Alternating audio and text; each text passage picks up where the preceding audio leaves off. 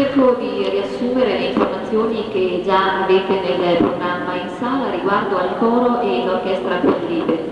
I componenti del coro provengono da una pluriennale esperienza come artisti del coro, mentre l'orchestra è costituita esclusivamente da professori d'orchestra, professionisti altamente qualificati.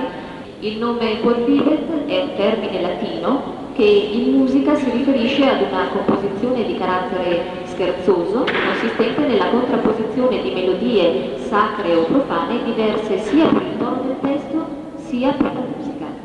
Il maestro Emanuele Pedrini è direttore artistico e musicale di entrambi i complessi.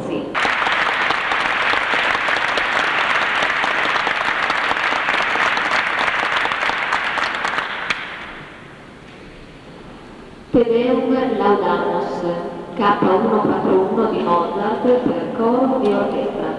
Si tratta di una esercitazione da studente del tredicenne Mozart, ma costruita con mano sicura, incantevole per la sua declamazione corale improntata a una rustica grandiosità e per un magnifico rubato finale.